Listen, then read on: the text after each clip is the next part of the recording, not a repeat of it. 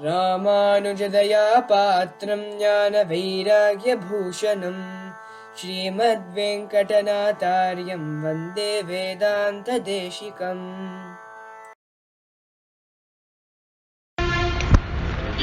श्रीमान् वेङ्कटनाथार्यः कवितार्किककेसरी श्रीमान् वेङ्कटनाथार्यः कवितार्किककेसरी वेदान्ताचार्यवर्यो मे सन्निधत्तां सदास्ति। गुरुभ्यः तद्गुरुभ्यस्य नमो वाकमदीमहे वृणीमहे निर्मलस्फटिकाकृतिम् आधारं सर्वविद्यानां हयग्रीवोपास्महे। वेदान्तगुरुमुखार्पितवागीशपदारविन्दमधुपाणि श्रीब्रह्मतन्त्रकलिचिन्मणिमालां वन्दे श्रीयस्तुमहार्गाम्। ఈరోజు స్వామి తిరువరంగ పెరుమాళ్ అరయర్ తిరునక్షత్ర దినం, అద్భుతమైన దినం. అరయర్ సేవై అని నాలాయిర దివ్య ప్రబంధం అంటారు. వేదం అందరికీ అర్థమయ్యేది అనుసంధానం చేయడం చాలా కష్టం. ఇంతలో అది సంస్కృతంలో ఉంది. వేద అధ్యయనం చేయడానికి అందరూ చేయలేరు. మంచి సంస్కారమై ఉపనయనం చేసిన వాళ్ళే చేయగలుగుతారు. కాబట్టి అందరికీ అనుగ్రహించేలా తమిళ ప్రబంధంలో ఆళ్వారు మనకు మంగళాశాసనం చేశారు. మంగళాశాసనం అంటే భగవంతుని గురించి మనకు అర్థమయ్యే భాషలో మొట్టమొదటిగా ద్రావిడ వేద సాగరం అంటారు. ద్రావిడ వేద సాగరం అంటే ఈ వేదాన్నే తమిళ ప్రబంధం ద్వారా వేద సారాలను తమిళ్లో అందరికీ సులభంగా అర్థమయ్యేటట్టు ఆళ్వార్లు మనకు అనుగ్రహించారు. ఆ దివ్య ప్రబంధానికి వేదానికి వ్యత్యాసం ఏంటంటే ఆ వేదంలో చెప్పిన సారమే. దివ్య ప్రబంధానికి వేదానికి వ్యత్యాసం ఏంటంటే ఆ వేదంలో చెప్పిన సారమే. కానీ వేదం ఎటువంటి భగవంతుని గురించి మంగళాశాసనం చేస్తుందంటే అంతర్యామి అయిన భగవంతుడు, ఎక్కడా వ్యాపించి ఉండే భగవంతుడు, వైకుంఠంలో ఉండే భగవంతుడు. ఆ భగవంతుని మనం నేరుగా దర్శించుకోలేము. కానీ ఈ దివ్య ప్రబంధంలో మంగళాశాసనం చేసినటువంటి దైవం ఎవరంటే ఈ అర్చామూర్తి. అర్చారూపంలో కొండపై నుండే వెంకటేశ్వర స్వామియో, కాంచీపుర వరదరాజ స్వామియో, శ్రీరంగంలో రంగనాథ స్వామియో, అలా అర్చారూపంలో ఉండే భగవంతుని మంగళాశాసనం చేసేటప్పుడు ఈ పాసురాలను మనం అయ్యేటప్పుడే ఆ నేరుగా అటువంటి భగవంతుని మనం నేరుగా చూడొచ్చు, దర్శించుకోవచ్చు. ఇంకోటి ఏంటంటే ఆ వేదం అర్థమవ్వడం చాలా కఠినం. మహాజ్ఞానం కావాలి. మహా ఋషులకే అవంతా అర్థమవుతుంది సులభంగా. కానీ ఈ ప్రబంధం అనేది ప్రతి ఒక్కరికి అనుభవపూర్వక. చెరుకు మనం తినేటప్పుడు ఈ కాలం వాళ్ళకి తినడం కష్టంగా ఉంది. అది కొరికి తినాలంటే మన పళ్ళు అంత స్ట్రాంగ్గా లేదు. ఆ కాలంలో మంచి బలవంతులుగా ఉన్నారు, అప్పుడు తీసుకుంటారు ఆ చెరుకుని. అప్పుడు మనకు ఆ సులభంగా ఆ చెరుకుని తినాలంటే ఏంటంటే దాన్ని జ్యూస్ చేస్తే సులభంగా ఉండేటప్పుడు దాన్ని అనుభవపూర్వకంగా అందరికీ అర్థమయ్యేటట్టు సులభమైన భాషలో మన కోసం అనుగ్రహించారు ఆళ్వార్లు దివ్య ప్రబంధంలో. ఈ ఆళ్వార్ల యొక్క మంగళాశాసనం తర్వాతే మనకు ప్రతి ఒక్క భాషలోనూ భగవంతుని, సంస్కృతమే కాదు ఆ భాషలో అని మనకు ఆంధ్రదేశంలో అన్నమాచార్య స్వామి కానీ, త్యాగరాజస్వామి కానీ, భక్తరామదాసు కానీ, అలాగే మహారాష్ట్ర అంతా చూస్తే తుకారాం స్వామి, అలా ఎంతోమంది పరమ భాగవతోత్తములందరూ ఈ ఆళ్వార్లు మనకు అనుగ్రహించేసిన తరువాత వాళ్ళ ఆ భాషలో మనకు అనుగ్రహించారు. అటువంటి అద్భుతమైన ఈ పాసురాల వల్ల మనకు అర్థమవుతుంది అని. ముఖ్యంగా ఈ దివ్య ప్రబంధంలో ఆళ్వార్లు 12 ఆళ్వార్లు అంటారు. పొయ్యెబూదం పేయాళ్వార్ అంటారు. పొయ్యెబూదం పేయాళ్వార్ అని முதலாழ்வார்கள், దాని తర్వాత నమ్మాళ్వార్, కులశేఖరాళ్వార్, తొండరడిప్పుడి ఆళ్వార్, తిరుపానాళ్వార్, ఆండాల్, ఇటువంటి ఆళ్వార్లు ప్రబంధం అనుగ్రహించారు. నాలాయిర దివ్య ప్రబంధం. ఆ ప్రబంధాలు వాళ్ళు మనకు అవన్నీ కలిపి మనకు మళ్ళా ఇచ్చింది ఎవరంటే నమ్మాళ్వారు. ఎలా వేదాన్ని ఋగ్వేదం యజుర్వేదం అని విభజించి పురాణాలను మనకు వ్యాస భగవాన్ ఇచ్చారో, అలాగే నమ్మాళ్వార్ మనకు ఈ మొత్తం 1004 మంది ఈ పాసురాలను మనకు అనుగ్రహించారు, దివ్య ప్రబంధాలు. తిరువరంగ తరయర్ అని తిరువరంగ పెరుమాళ్ అరయర్. తిరువరంగం అంటే శ్రీరంగం. ఆ శ్రీరంగం దివ్య దేశంలో అరయర్ అంటే ఏంటంటే భగవంతుని ముందు ఈ దివ్య ప్రబంధాలని ఆశ్చర్యంగా పాడతారు. ఆ రంగనాథ స్వామి ముందు అధ్యయనోత్సవంలో చూడొచ్చు. వైకుంఠ ఏకాదశికి 10 రోజులు అధ్యయనోత్సవంలో చూడొచ్చు. వైకుంఠ ఏకాదశికి 10 రోజుల ముందు నుంచి ప్రారంభమవుతుంది. దాని తర్వాత 10 రోజులు, మొత్తం 20 రోజులు ఈ నారాయణ దివ్య ప్రబంధాన్ని పాసురంగా అద్భుతంగా ఒక గాన రూపంగా పాడతారు. ఎప్పుడు కానీ ఆ పాసురాలు వచ్చిన వెంటనే గాన రూపంగా పాడితే అందరి యొక్క హృదయంలో నిలబడిపోతుంది. అందుకే శ్రీమద్ రామాయణం వాల్మీకి మహర్షి చేసిన వెంటనే లవకుశలకు బోధించి ఆ లవకుశ ఇద్దరు గాన రూపంగా ఆ రామాయణాన్ని పాడారు, అందరి ముందర పాడారు. దాని తర్వాత సాక్షాత్ ఆ రామాయణాన్ని పాడారు, అందరి ముందర పాడారు. దాని తర్వాత సాక్షాత్ శ్రీ భగవంతుడైన శ్రీ రామచంద్రమూర్తి ముందే వాళ్ళిద్దరు లవకుశలు 9 రోజులు ఈ రామాయణాన్ని పాడారంట. ఎప్పుడు గాన రూపంగా పాడినప్పుడు దాని యొక్క అనుభవం ఎక్కువ. అన్నమాచార్యుల కీర్తనలు వింటూ ఉంటేనే మన కంట్లో నీళ్ళు మన కంట్లో నీళ్ళు వస్తుంది. అటువంటి గాన రూపం. అలాగే ఈ దివ్య ప్రబంధాన్ని కూడా ఆ అరయ్యర్ స్వాములు ఏం చేస్తారంటే గాన రూపంగా పాడతారు. స్వామి తిరువరంగ పెరుమాళ్ అరయ్యర్ ఈ వైకాసి మాసంలో కేట్ట నక్షత్రంలో అవతరించారు. కానీ పెద్దవాళ్ళు ఆచార్యులకు భగవంతుడో చెప్పేటప్పుడు కృష్ణ అవతారం చేశాడు అంటారు. అంటే అవతారానికి పుట్టింది జన్మ అనేదానికి వ్యత్యాసం ఏంటి అంటే, మనం పుణ్యపాపాల వల్ల మనం పుడుతున్నాం, కానీ భగవంతుడు మనకు అనుగ్రహం చెయ్యాలని అవతరిస్తుడికి నేను పుత్రుడిగా జన్మిస్తాను అని సంకల్పించి అవతరించారు. కాబట్టి అతనుకు ఆ స్వేచ్ఛ ఉంది, స్వాతంత్ర్యం ఉంది. మనలాగా కర్మ వల్ల అతను లేదు, అప్రాకృత దివ్యమంగళ రూపంతోనే అవతరించి మనకు అనుగ్రహిస్తున్నారు, మనకు అనుగ్రహం చేయడానికి. ఎందుకు అవతరిస్తున్నారు అంటే, మన వల్ల మనం ఈ యొక్క పుణ్యపాపాల వల్ల మళ్ళీ జన్మలు తీస్తున్నాం. స్వామి ఆది శంకరాచార్యం చెప్పినప్పుడు పునరపి జననం పునరపి మరణం అని ఇలా పుడుతున్నాం మరణం. ఎలా అంటే భగవద్గీతలో కృష్ణుడు చెప్తున్నాడు మన మరణం. ఎలా అంటే భగవద్గీతలో కృష్ణుడు చెప్తున్నాడు మన యొక్క శరీరం అనేది ఎలా అంటే మనం వేసుకునే బట్టలాగే. ఇది చినిగిపోతే ఇంకేం చేస్తాం, కొత్త బట్టలు కొనుక్కొని వేసుకోవాలి.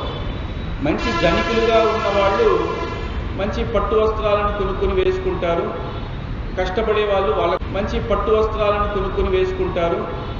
కష్టపడే వాళ్ళు వాళ్ళకు తగినట్టు బట్టలు కొనుక్కుంటారు. అలాగే ఈ యొక్క వయసు అయిపోయినాక ఈ శరీరం ఈ ప్రాణాన్ని వదిలేస్తుంది, ప్రాణం ఈ శరీరాన్ని వదిలేస్తుంది. అప్పుడు ఇంకో జన్మలో మన యొక్క పుణ్య పాపం ఎక్కువ పుణ్యం చేసింటే దానికి తగినట్టు శరీరాన్ని మనం తీసుకుంటాం. పాపం చేసినట్టే ఒక మృగంలాగో ఎలాగో ఉండిపోతాం. కాబట్టి ఇలాగే ఉండాలా అంటే లేదు, భక్తి యోగమో శరణాగతియో చేస్తే భగవంతుని దగ్గర చేరుకుని శ్రీవైకుంఠ లోకంలో మోక్షాన్ని పొంది అక్కడ ఈ కష్టాలంతా పడకుండా భగవంతునికి కైంకర్యం చేస్తూ ఉండొచ్చు. అందుకే భగవంతుడు ఏం చేస్తున్నారంటే మనకు ఈ శరణాగతిని నేర్పడానికే ఈ ఆళ్వార్ ఆచార్యులను అవతరింపజేస్తున్నారు. స్వామి వేదాంత దేశికులు దయాస్పదంలో చెప్పేటప్పుడు ప్రపత్యేతం గిరిం ప్రాయః శ్రీనివాసానుకాసదయాంబోధి పరీవాహ పరంపరాం అని. ఈ గురు పరంపర ఏంటంటే ఒక నదిలాగా ప్రవహిస్తూ ఉంటుంది. అంటే ఒక నది, గంగా నది అది ఉందనుకోండి. ఈరోజు మనం వెళ్ళి స్నానం చేస్తున్నాం, రేపు స్నానం చేస్తున్నాం, కానీ చెప్పేటప్పుడు గంగలో స్నానం చేస్తున్నాం అంటున్నాం. అలాగే ఆళ్వార్ ఆచార్యుల యొక్క అవతారం కూడా పరంపరగా ఆచార్యులు నాథమునిహల్, అతని తర్వాత ఆళవందార్, అతని తర్వాత తిరువరంగత్ పెరుమాళ్ అరయ్యర్, శ్రీ రామానుజ స్వామి, స్వామి వేదాంత దేశికులని ఇటువంటి ప్రవాహంగా వస్తూ ఉంటుంది. వీళ్ళందరూ అవతరించేదానికి కారణం ఏంటంటే ప్రవాహంగా వస్తూ ఉంటుంది. వీళ్ళందరూ అవతరించేదానికి కారణం ఏంటంటే భగవంతుడు మనకు అనుగ్రహించడానికి ఈ భూమిలో ఉన్న వాళ్ళందరికీ సద్గతిని, మంచి మార్గాన్ని చూపించి వాళ్ళందరికీ ఈ పుణ్యపాపాల నుంచి వెలసి ఎటువంటి మంచి భక్తి చేసి పాపాల నుంచి వెలసి ఎటువంటి మంచి భక్తి చేసి భగవంతుని దగ్గర చేరుకోవాలనే అటువంటి జ్ఞానాన్ని ఇచ్చి దానికి చేయవలసిన కృషి ఏంటి ఆ శరణాగతిని నేర్పించి మనకు మంచి మార్గానికి తీసుకువెళ్ళడానికే ఆ భగవంతుడే వాళ్ళని అవతరింపజేస్తున్నారు సంకల్పించి. ఆ భగవంతుడే వాళ్ళని అవతరింపజేస్తున్నారు సంకల్పించి. అటువంటి ఆచార్య పురుషుల్లో తిరువరంగ తరయర్ అద్భుతమైన ఆచార్య పురుషుడు.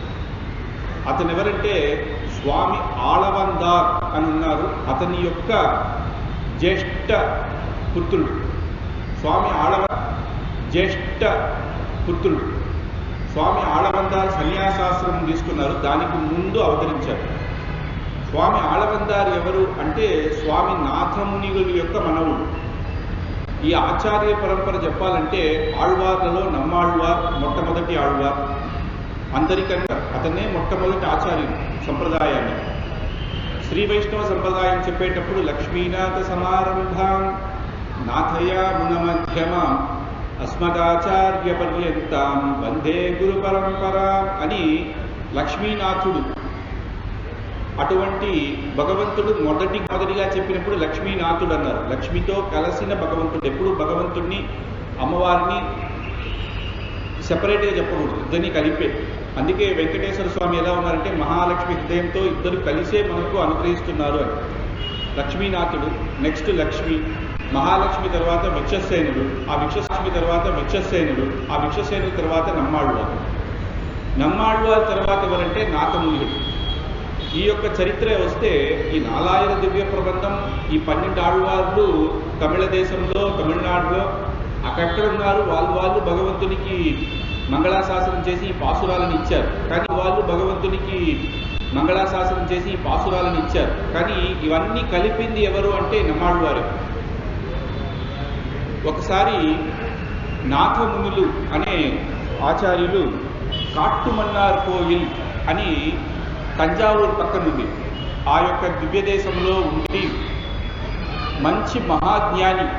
ఈ సంస్కృతంలో ఉండే ప్రతి ఒక్క ఈ వేదంలో ఉండే అర్థాలు అందరికీ సులభంగా చేరుకోలేరు. మంచి కఠినంగా మంచి జ్ఞానం ఉన్న వాళ్ళకే ఇది సంప్రాప్తి అవుతుంది. దీనికి మన భాషలో ఏదన్నా పాసురాలు ఉంటుందా, ఏదన్నా దొరుకుతుందా అని. అటువంటి సమయంలో ఆ దివ్య దేశానికి కొంతమంది శ్రీ వైష్ణవులు వచ్చారు. వచ్చి ఒకరోజు ఆ కుంభకోణములో ఉండే సారంగపాణి ఆ భగవంతునికి ఆ పాసురాలు చెప్పారంట. అటువంటి అద్భుతమైన పాసురాలు ఆ పాసురంలో చెప్పేటప్పుడు తిరుక్కుండందైకి ఇవై పత్తుం అని చివరిలో వస్తుంది. అంటే తిరుక్కుడందై దివ్యదేశంలో సారంగపాణికి ఈ 10 పాసురాలు అని. ఈ 10 పాసురాలు చేసింది ఎవరు అంటే సడగోపన్ సొన్న అని వస్తుంది. అంటే నమ్మాళ్వార్ 1000 పాసురాల్లో ఇవి 10 పాసురాలే. ఈ 1000 పాసురాలు మనకు దొరికితే ఎంత బాగుంటుంది అని నాథమునులు చాలా సంతోషపడి వాళ్ళ దగ్గర వెళ్ళి అడిగారు. కానీ ఆ శ్రీ వైష్ణవులు ఏం చెప్తున్నారంటే మాకు ఈ 10 పాసురాలే తెలుసండి, వేరే పాసురాలంతా ఎక్కడుందో మనకు తెలియదు అని అన్నారు. సరే అని కుంభకోణది వాళ్ళు ఏం చెప్తున్నారు, మాకు తెలియదు అని. కురుహూర్ సడగోపన్ సొన్నాను ఉందే. కురుహూర్ అంటే ఈరోజు తిరునెల్వేలి పక్కన ఉండే ఆళ్వారు తిరునగరి అని, నమ్మాళ్వారు యొక్క అవతరించే దివ్యదేశం. ఆ నమ్మాళ్వారి దివ్యదేశంలో అక్కడికి వెళ్ళి అడగాలి అంటే అక్కడ పరాంకుశ దాసులు అని ఒకరు ఉన్నారు. ఆయన వెళ్ళి అడిగారంట, ఈ యొక్క 1000 పాసురాలు మనకు దొరుకుతుందా అని. అప్పుడు ఆయన చెప్పారంట, మా తాత మధుర కవిಗಳು చేసిన నమ్మాళ్వారి గురించి కన్నిని సిరుత్తాంబు అనే పాసురాలు ఉంది. అటువంటి అద్భుతమైన పాసురాలను మీరు అనే పాసురాలు ఉంది. అటువంటి అద్భుతమైన పాసురాలను మీరు ఒక 1000 సారి తపస్సులాగా చేస్తే ఆ నమ్మాళ్వారే వచ్చి మాట్లాడతారు అని. అప్పుడు ఈ యొక్క స్వామి నాథమునులు ఆ యొక్క ప్రబంధాన్ని మళ్ళీ చెప్పి తపస్సు చేసి నమ్మాళ్వారే వచ్చి తను ఈ 1000 చెప్పి తపస్సు చేసి నమ్మాళ్ళవారే వచ్చి తను ఈ 1000 పాసురాలు కాకుండా 4000 పాసురాలు మొత్తం 4000 దివ్య ప్రబంధం మొత్తాన్ని అనుగ్రహించారంట ఈ దివ్య ప్రబంధాన్ని. ఆ దివ్య ప్రబంధాన్ని దొరికిన వెంటనే ఆయన ఏం చేశారంటే మొట్టమొదటిగా దీన్ని సంగీత రూపంలో పాడి అక్కడ 2 అరయర్ను నియమించారంట. పెరియ వీట అరయర్, చిన్న వీట అరయర్ అని 2 అరయర్ని శ్రీరంగ దివ్యదేశంలోనే మొట్టమొదటి దివ్యదేశం, ముఖ్యమైన దివ్యదేశం శ్రీరంగం. ఎందుకంటే రంగనాథ స్వామియే. ఆ నాథమునికి తన యొక్క కుమారుడు ఉన్నాడు, ఆయనే ఈశ్వరముని అని. ఆ ఈశ్వరముని యొక్క కుమారుడే స్వామి ఆళవందార్. ఆ ఆళవందార్ యొక్క తాతే నాథమునులు, ఆయనే మొట్టమొదటిగా ఈ దివ్య ప్రబంధాలని అనుగ్రహించారు. స్వామి ఆళవందార్ చోళదేశపు రాజు. ఆ రాజు దగ్గర ఒకసారి తను గెలిచి ఆ రాజు దగ్గర ఆక్కియాళ్వాన్ అనే ఒక మహాజ్ఞాని ఉన్నాడు. ఆ జ్ఞాని పండితుడు. ఆయన ఏం చేస్తాడంటే ప్రతి వేరే చోట వేరే పండితులను పిలిచి వాళ్ళిద్దరికీ సమవాదం కలిగి ఎవరు గెలుస్తారో చూడాలి. ఎవరు గెలుస్తారో వాళ్ళు ఇతనికి సగం డబ్బు ఇవ్వాలి అని ఏదో పెట్టుకొని అలా చేస్తూ గెలిచేవాడు. ఒకసారి ఈ స్వామి ఆళవందార్ తన యొక్క చిన్నప్పుడే ఆ ఆక్కియాళ్వాన్ దగ్గర వెళ్ళి పోటీపడి నేను ఒక 3 ప్రశ్నలు అడుగుతాను, నేను చెప్పింది మీరు తప్పని చెప్పాలి, నేను ఒక మాట చెప్తాను, దాన్ని మీరు తప్పని చెప్పాలి అని చెప్పి అన్నాడంట. ఈ రాజు అధర్మాత్మ అని చెప్పాడంట. అధర్మాత్మ అని చెప్పాడంట. మహారాణి పతివ్రత కాదు. అలా ఈ మాట చెప్పాలంటే దీన్ని ఇప్పుడు పతివ్రత అని అంటే అతను పతివ్రత కాదని చెప్పాలి. రాజు ధర్మాత్మ నేను చెప్పాడు, ఇది ఖండించాలి. రాజు అధర్మం అని చెప్పాలి. ఎలా చెప్తాడు? రాజు ముందర అధర్మం అని చెప్పాలి. ఎలా చెప్తాడు? రాజు ముందర తను అలా చెప్తే రాజు తన తల కోసేస్తాడు. కాబట్టి నేను చెప్పలేను, నువ్వు చెప్పు అన్నాడంట. అప్పుడు తను చెప్పాడంట, రాజు అధర్మాత్మ అని చెప్పొచ్చు, ఎందుకంటే రాజు ధర్మాత్మ అయినా కూడా తన యొక్క ప్రజలు చేసిన పాపం కూడా తనకే పడుతుంది. ఎందుకంటే ప్రజలు చేసిన పాపానికి మంచి నియతి చెప్పి ఖండించి తప్పును కనిపెట్టి శిక్ష ఇవ్వాలి. అది చెయ్యకపోతే పాపాలు ఇంకా ఎక్కువ అవుతుంది. ఆ ప్రజారాజ్యంలో ఇంకా ఎక్కువ అధికంగా రాజు కూడా అధర్మాత్మ అవుతాడు. అంటే ఆ యొక్క రాజ్యంలో ప్రజలు చేసిన పాపం రాజుకు పోతుంది అని చెప్పాడంట. రాజు సంతోషపడ్డాడు. సరే పతివ్రత కాదు అని అన్నారే అంటే అప్పుడు ఏం చెప్తున్నారంటే అక్కడ పెళ్లి చేసే ముందే మనం ఈ దేవతలకు అని చెప్పి దాని తర్వాత చేస్తాం కాబట్టి చిన్న వయస్సులోనే ఇంత మహాజ్ఞానం ఉంది అని ఆళవందార్ అని ఆయనకి పేరు వచ్చింది. దానికి ముందు యామునాచార్యులు అని ఆయనకు పేరు. ఆళవందార్ అని పేరు చెప్పి సగం ఆ చోళ దేశంలో సగం అతనికి ఇచ్చేసాడంటే రాజు అయిపోయాడు. ఇప్పుడు నాథమునికి చాలా బాధ అయింది. మన శ్రీ వైష్ణవం చేయవలసిన మన మనవుడు రాజు అయిపోయాడే, ఎలాగైనా మళ్ళీ ఈ సంప్రదాయంలో తీసుకొచ్చి మంచిగా పాఠాలు నేర్పించి అతన్ని ఎలాగో మంచి ఆచార్యుడిగా చేయాలనుకున్నా ఇలా అయిపోయాడే. అప్పుడు స్వామి నాథమునులకి శిష్యులు ఉయ్యకొండలు మనక్కాలు నమ్మి ఆ మనక్కాలు నమ్మి దగ్గర చెప్పారంట, ఎలాగో స్వామి ఆళవందారిని చూసి మళ్ళా ఈ సంప్రదాయానికి పెంచుకోరండి అని. అప్పుడు ఒక రాజుని చూడడమే కష్టం, వెళ్ళి చూడాలంటే. చూసి మళ్ళా అతనికి మంచి బోధనలు బోధించి ఈ రాజ్యాన్ని వదిలి సంప్రదాయానికి రా అని ఎలా చెప్పాలి? కానీ గురువు ఆజ్ఞ చెప్పించారు, నాథమునుల ఆజ్ఞ కాబట్టి మనకాల నమ్మి ఎన్నో ఆలోచనలు చేస్తూ తనకు రోజు తూదువళై కీరై అని రోజు తినడానికి భోజనానికి కొన్ని పంపిస్తారు.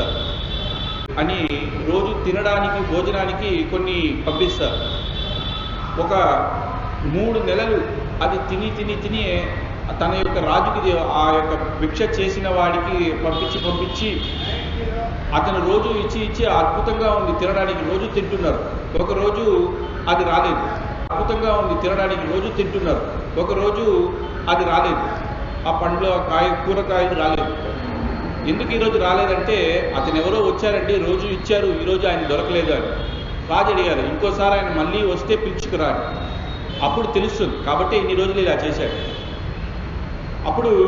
అప్పుడు తెలుస్తుంది. కాబట్టి ఇన్ని రోజులు ఇలా చేశాడు.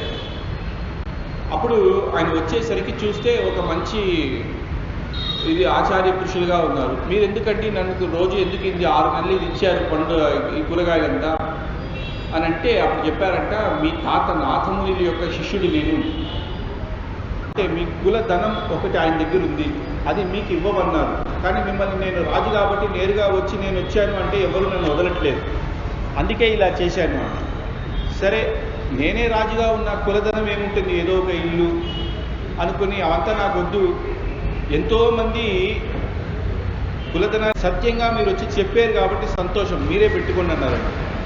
అప్పుడు ఆయన అన్నారంటే కాదు కాదు, మా ఆచార్యులు చెప్పారు కాబట్టి మీకే ఇవ్వాలి. సరే ఇవ్వండి అని.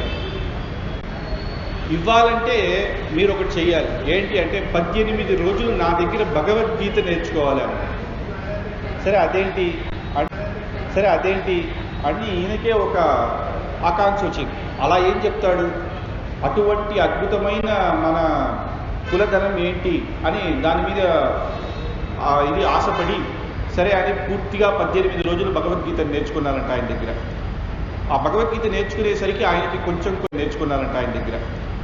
ఆ భగవద్గీత నేర్చుకునేసరికి ఆయనకి కొంచెంగా మనసు మారుతుంది.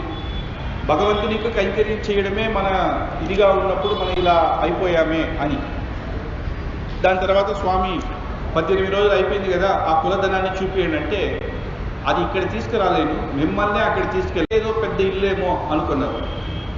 ఆ కాలంలో రాజీ అయినా కూడా బండి మీద తీసుకురాకుండా నడుచుకునే తీసుకువెళ్ళి తంజావూరు నుంచి తిరుచి దగ్గరికి వచ్చి కావేరి, అక్కడి నుంచి మళ్ళీ శ్రీరంగానికి వచ్చి ఆ శ్రీరంగంలో ఆ యొక్క సప్త ప్రాకారానికి వచ్చి అక్కడి నుంచి అటువంటి అద్భుతమైన ఆదిశేషుడిలో యోగ నిద్రలో ఆ రంగనాథ స్వామి శయనించుకుని అటువంటి భగవంతుని చూపించి ఈయనే మీ తాత యొక్క కులధనం అని అన్నాడు.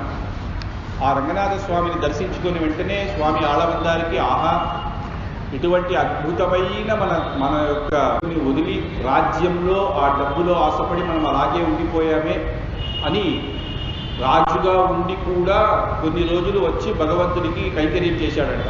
ఆ తాతే కదా ఆ కాలంలో ప్రబంధాన్ని అరయర్ సేవ అని పెట్టారు కాబట్టి స్వామి ఆళవందారే రోజు వచ్చి రంగనాథ స్వామికి, అందుకే చూస్తే అరయర్ స్వామి ఈరోజు కూడా చూస్తే కిరీటం వేసుకుని రాజులాగానే ఉంటారు.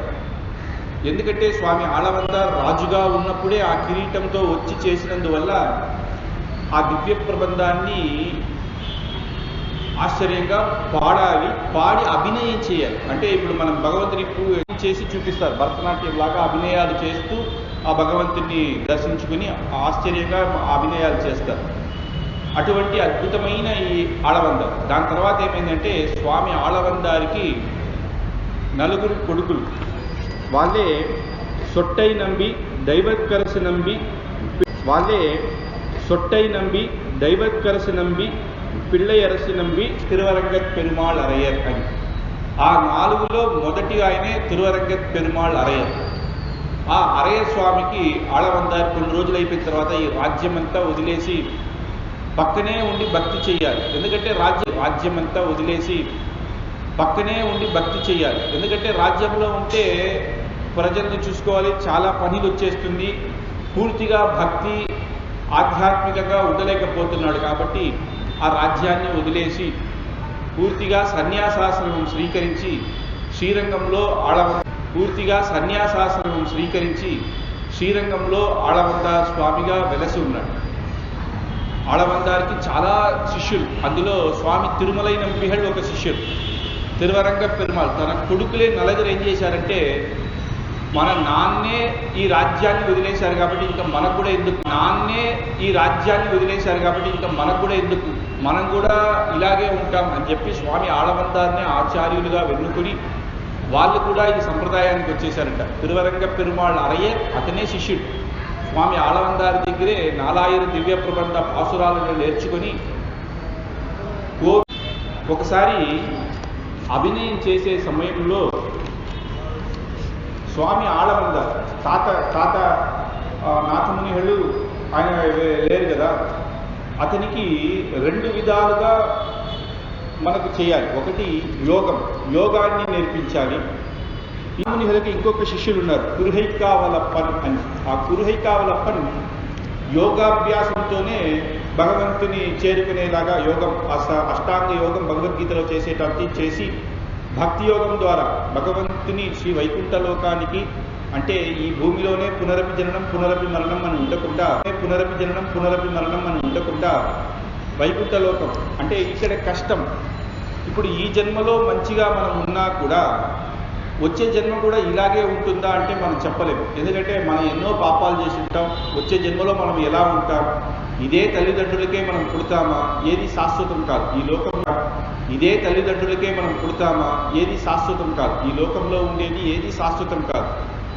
దీనికి ఒక ఉదాహరణ చెప్పాలంటే స్వామి రామానుజాచార్యుల స్వామి యొక్క చరిత్రలో వస్తుంది. తను చిన్నప్పుడు యాదవ ప్రకాశం అనే ఆయన దగ్గర అద్వైత పాఠాన్ని నేర్చుకుంటూ ఉన్నాడు. ఆ సమయంలో ఆ దేశంలో ఉండే రాజు యొక్క కూతురికి రాక్షసి పట్టుకుంది. అప్పుడు ఆ సమయంలో ఎంతో మంది మంత్రవాదులంతా వచ్చి మంత్రం వేశారు, ఏమీ వెళ్ళలేదు. సరే అని యాదవ ప్రకాశుని పిలిచి, స్వామి మీరు రండి,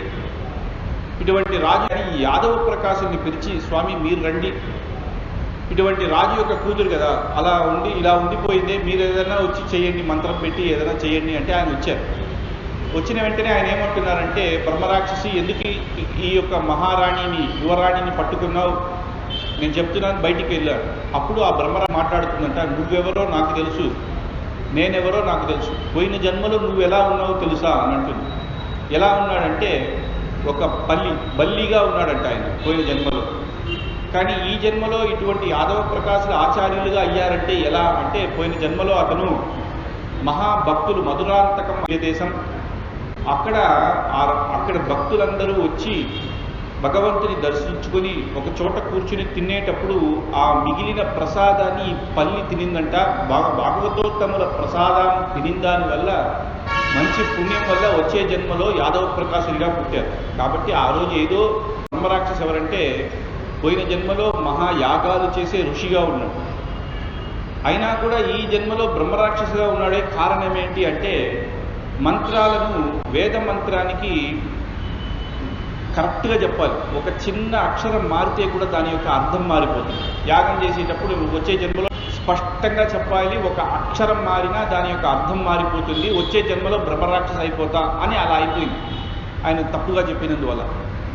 కాబట్టి వచ్చే జన్మలో బ్రహ్మరాక్షసుగా పుట్టాడు. కాబట్టి వచ్చే జన్మలో మనం ఎలా ఉంటామో తెలియదు. ఈరోజు సంతోషంగా ఉన్నాను అని చెప్పి మనం ఇలా ఉండలేము. చూస్తే ఆళ్వార్లు చెప్తున్నారు, ఒకరికి ఎన్ని జన్మలు 100 సంవత్సరాలు అని పెట్టుకుంటే యావరేజ్గా, అది కూడా లేదు. ఆ కాలం 100 సంవత్సరాలను ఒకరికి మనిషికి పెట్టుకున్నా కూడా నిద్రలోనే సగం జన్మ గడిపేస్తుంది. మొదటి 15 జన్మలు పిల్లలుగా ఉన్నాం, అప్పుడు మనకు పెద్ద జ్ఞానం లేదు.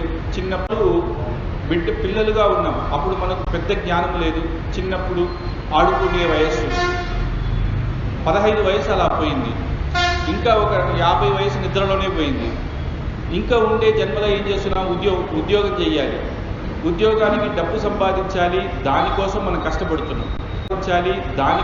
కష్టపడుతున్నాం. అన్నీ అయి ఒక రిటైర్మెంట్ లైఫ్ అని వచ్చేటప్పుడు మనకేమవుతుందంటే, ఆ సమయానికి మన ఒళ్ళంతా కష్టం వచ్చేస్తుంది, జ్వరాలు వచ్చేస్తుంది, వ్యాధులు వచ్చేస్తుంది, మరణానికి దగ్గరైపోతుంది. కాబట్టి ఎప్పుడు మనం ఆధ్యాత్మిక విషయాన్ని నేర్చుకుని భగవంతునికి కైంకర్యం చేస్తాము అని చూస్తాం. కాబట్టి ఇటువంటి ఆధ్యాత్మికంగా ఉండాలి అంటే ఏం చేయాలి అంటే, అందుకే మంచి ఆచార్య పురుషుల్ని, ఆచార్యుల దగ్గర వెళ్ళి వాళ్ళ యొక్క మంచి మంచి ఆధ్యాత్మిక విషయాన్ని విని భగవంతునికి శరణాగతి చేసి, ఇంకో జన్మ మనకొద్దు, ఈ జన్మనే లేకుండా ఈ వయసు ఎప్పుడూ అనాది కాలంగా సంతోషంగా ఈ భూమిలో ఉండే కష్ట సుఖాలు అవన్నీ ఏమీ లేకుండా భగవంతునికి కైంకర్యం చేస్తూ సంతోషంగా గడపాలి. ఆ జన్మలో ఏ కష్టం సుఖం దుఃఖం, మరణం, వ్యాధి ఇవన్నీ ఏది ఉండకూడదు. అటువంటి ఒక ఉందా ఇవన్నీ ఏది ఉండకూడదు. అటువంటి ఒక ఉందా అంటే దాన్ని మనం మోక్షం అంటాం. అదే శ్రీ వైకుంఠలోకం. ఆ వైకుంఠలోకానికి వెళ్తే ఇది ప్రాకృత శరీరం అంటారు. అంటే ఈ శరీరం పెరిగేసరికి క్షీణిస్తూ ఉంటుంది. ఈయనకి జ్వరాలు వస్తుంది. అక్కడ ఉండేది అప్రాకృత శరీరం. ఈయనకి జ్వరాలు వస్తుంది. అక్కడ ఉండేది అప్రాకృత శరీరం. అప్రాకృత శరీరం అంటే భగవంతుని యొక్క శరీరం లాగా, దానికి ఏమవ్వదు. మనకి ఎలా ఉండాలో అలా ఉండొచ్చు. అంటే వైకుంఠంలో మనకు భగవంతుని కైంకర్యం చేయాలి. పక్షిగా ఉండాలంటే పక్షిగా మనం అప్పటికప్పుడే పక్షిగా అయిపోవచ్చు. సంకల్పిస్తే చాలు. ఏ విధంగా అన్నా ఆ భక్తికి మన కైంకర్యం సంకల్పిస్తే చాలు. ఏ విధంగా అన్నా ఆ భక్తికి మనం కైంకర్యం చేయొచ్చు. దానికి వయస్సు అవ్వదు, క్షీణించదు. కాబట్టి అటువంటి మోక్షాన్ని కోరుకోవాలంటే శరణాగతి చేయాలి. ఆ శరణాగతి చేయాలి, లేకపోతే భక్తి యోగం చేయాలి. భక్తి యోగం చాలా కఠినం. అందుకే స్వామి ఆళవందారికి కురుగైకావలప్పన్ అనే ఆచార్యుల దగ్గర భక్తి యోగాన్ని నాతమునులు నేర్పించారు. ఆ యోగాభ్యాసాన్ని నేర్చుకోవాలని అనుకున్నారు. అతని దగ్గర వెళ్ళి అడిగినప్పుడు అతను ఒక నక్షత్రాన్ని చెప్పి ఈ రోజు రా అని అన్నారు. ఆ రోజు లోపల రావాలి, నీకు చివరి రోజు నేర్పిస్తాను అని అన్నారు. అప్పుడు ఒక నెల ముందు శ్రీరంగంలో అరయర్ సేవ ఉత్సవం జరుగుతుంది, అధ్యయనోత్సవం. ఆ రోజు స్వామి తిరువరంగ అరయర్ స్వామి ఆళవందార్ అతను కూర్చొని ఉన్నారు. అతని యొక్క పూర్వాశ్రమంలో ఉన్న కుమారుడైన అరయర్ కేశవా ఎన్నే నాడు కొడు వినయ్ చెయ్యం. రోజు ఈ పాపాలు చేస్తూ ఉన్నామే, భగవంతుని దగ్గర వెళ్ళి శరణాగతి చెయ్యాలి అని కూట్రన్ తమర్హల్ కళిహిల్లార్ అని అనంతపుర నగర్ పుహుదుం ఇంద్రే. ఆ యొక్క దర్శనాన్ని అనంతపురంలో ఉండే భగవాన్ అడుకొని వచ్చే వాళ్ళందరికీ దర్శనమిచ్చి వాళ్ళు అడుకునే కోరికలు ధర్మార్థ కామ మోక్షాన్ని అన్నీ ఇచ్చేటట్టుగా ఉన్నాడే. ఆ భగవంతుని ఈ రోజే వెళ్ళి దర్శించండి. అనంతపుర నగర్ పుహుదుం ఇంద్రే, ఈ రోజే వెళ్ళి అని అభినయం చేస్తూ చెప్పాలి. అప్పుడు తిరువరంగతమ్మ అరయర్ ఏం చెప్తున్నారంటే, ఆ అనంతపురంలో ఉండే అనంత పద్మనాభ స్వామిని ఈ రోజే వెళ్ళి దర్శించు అని చూపించేటప్పుడు అక్కడ స్వామి ఆళవందారు ఉన్నారంట. అప్పుడు ఆయన ఆళవందార స్వామి మనల్ని చూసి చెప్పినట్టుందంటే అంటే ఆళ్వాగు చెప్పిన పాసురం.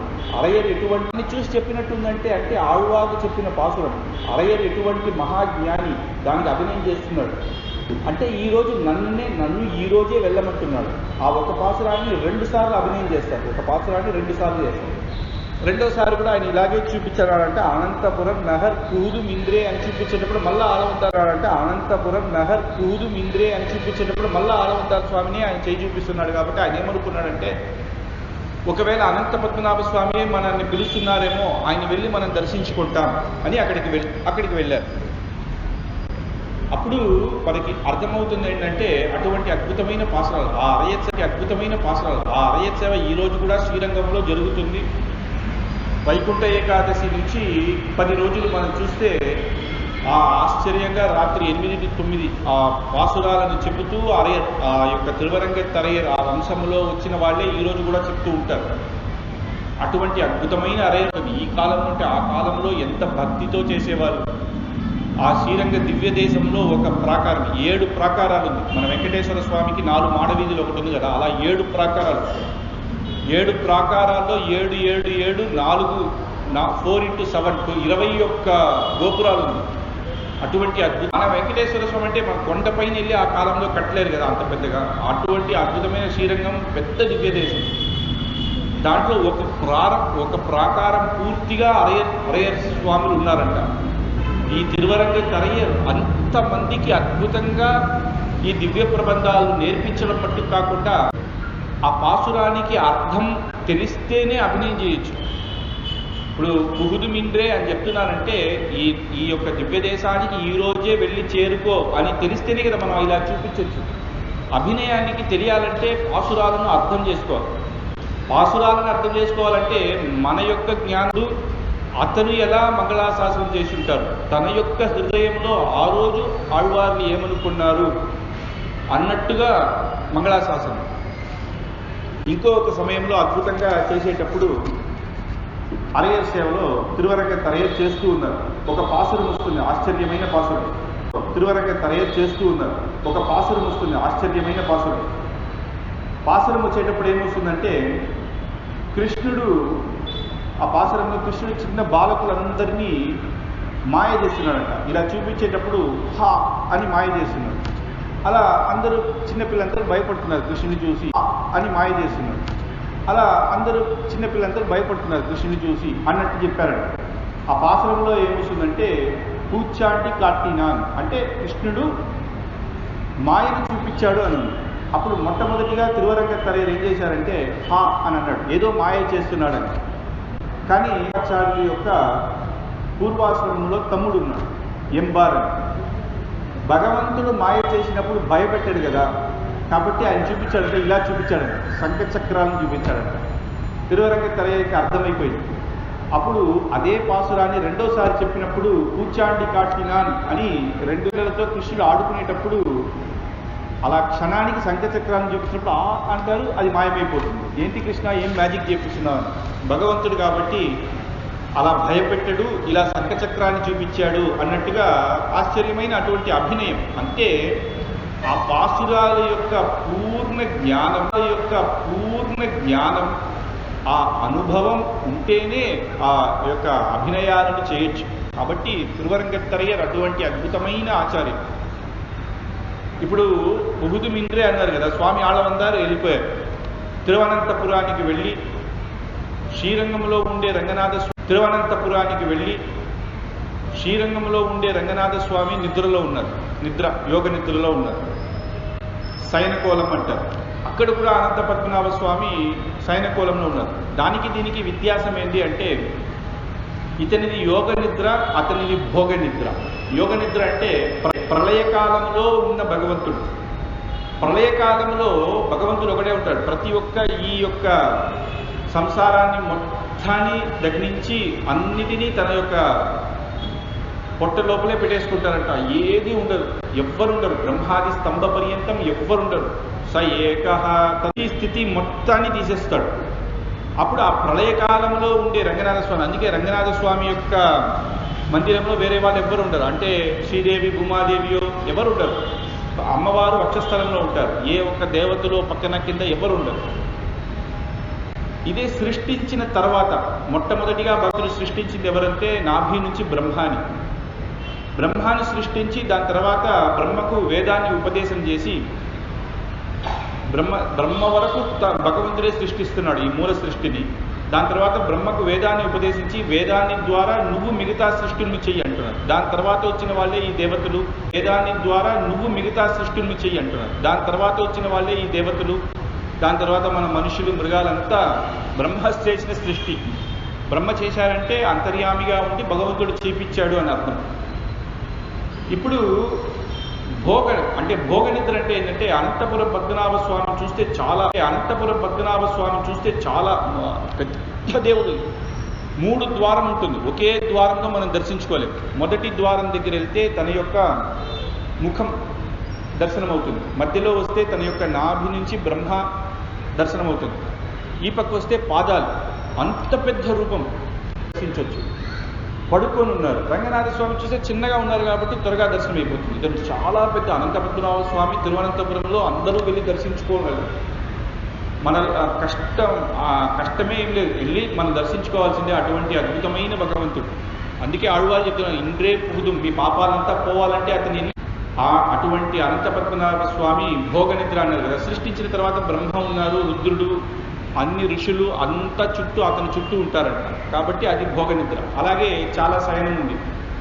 దర్భశయనం అని ఈ యొక్క ఒక దర్భను వేసుకొని పడుకున్నారు. వీరశయనం గోవిందరాజస్వామి మన తిరుపతి ఒక దర్భను వేసుకొని పడుకున్నారు. వీరశయనం గోవిందరాజస్వామి మన తిరుపతి గోవిందరాజస్వామి వీరశయనం అంటారు. శంఖచక్రంతో పడుకొని ఉంటారు, అది వీరశయనం.